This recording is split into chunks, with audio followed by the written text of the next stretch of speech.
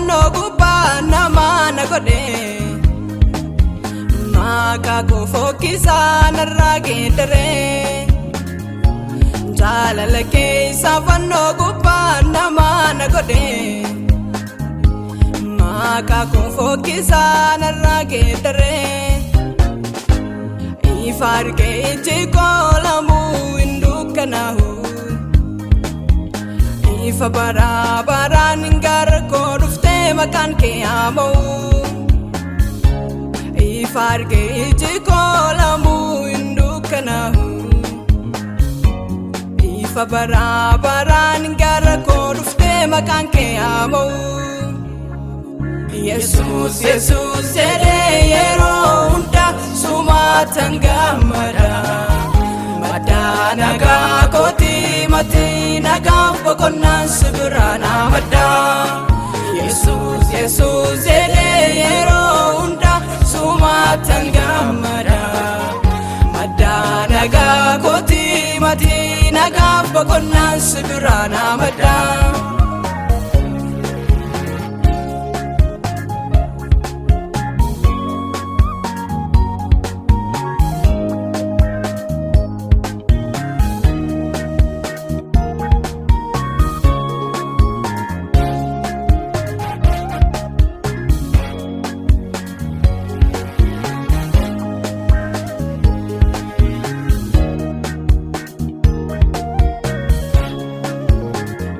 namni yaane wanara hojjete cubbama gargaarte muda tokko malee lubbuu kootiif jecha lubbuu kee wareegde na fayyistee gooftaa dadhabbii keetiin bilisaa na baaste maqaan kee ulfaatu jaalala keef maalan deebisaree na fayyistee gooftaa dadhabbii keetiin sana baste maqaan kee ulfaatu jaalala keef maalan deebisare Jesus Jesus jedhe yeroo hunda sumatan gammada madana ga koti mati nagaaf boqonnaan sibirana madda Jesus Jesus jedhe yeroo hunda sumatan gammada madana ga koti mati nagaaf boqonnaan sibirana madda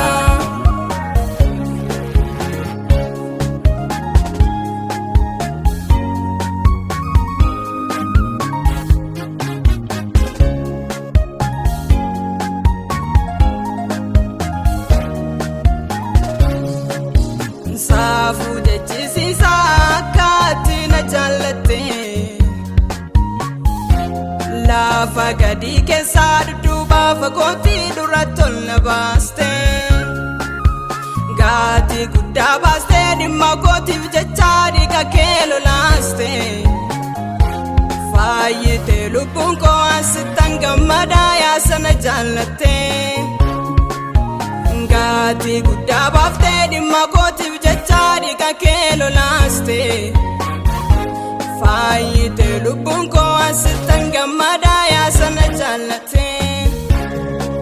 Jesus Jesus jedhe yeroo hunda sumatan gammada madana ga koti mati nagaaf boqonnaan sibirana madda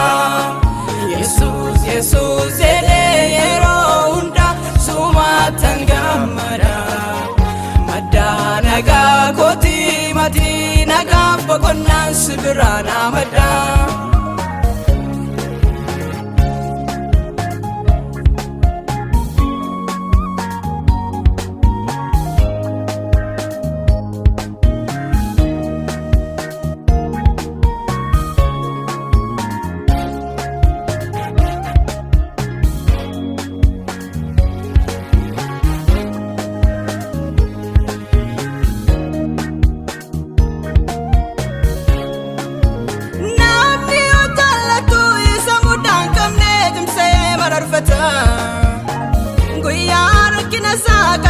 gargaaruuf rooma baafata namni yoo jaallatu isa mudaan qabne cimsee mararfata